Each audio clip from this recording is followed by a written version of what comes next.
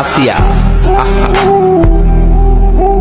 আল্লাহর সামনে একবার মাথা নত করেছে, পৃথিবীর কোন শক্তির সামনে মাথা নত করে নাই।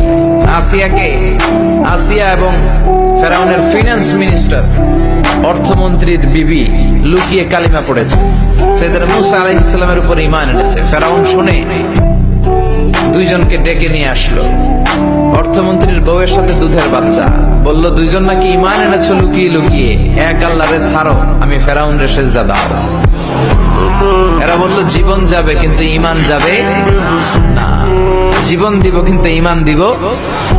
প্রথমে ধরলো অর্থমন্ত্রীর বউকে, তাড়াতাড়ি আমার পায়ে সেজদায় লুটিয়ে পড়ো। সে বলে না, জীবন যাবে ঈমান যাবে না।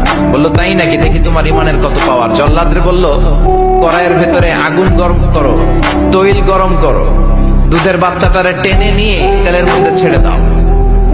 কল্পনা করতে পারেন?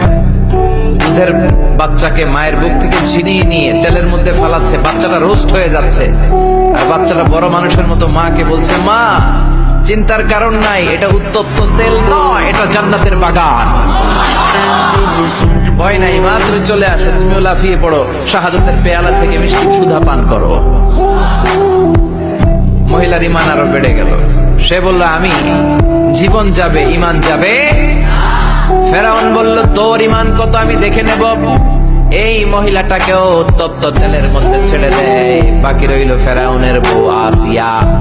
আসিয়ারে ফেরাউন বলল, আসিয়া এক আল্লাহর ইবাদত ছাড়ো, আমারে সেজদা দাও। আসিয়ারও এক কথা, জীবন দিব ঈমান দিব। ফেরাউন বলে, আসিয়া তোরে উলঙ্গ করব, বউ হয়েছিস, আই ডোন্ট কেয়ার। হাজার হাজার মানুষের সামনে নিজের বউকে উলঙ্গ করলো।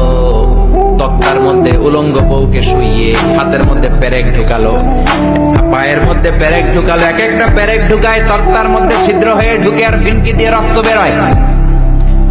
আসিয়া চিৎকার মারে। ফেরাউন বলে তাড়াতাড়ি আসিয়ারে তেলের মধ্যে ফেল। আল্লাহ বললেন জিব্রাইল যা, জান্নাতটা তুলে নিয়ে আসিয়ার চোখের সামনে ধর, আমার আসিয়া জান্নাত দেখে দেখে যেন আমার কাছে আসে।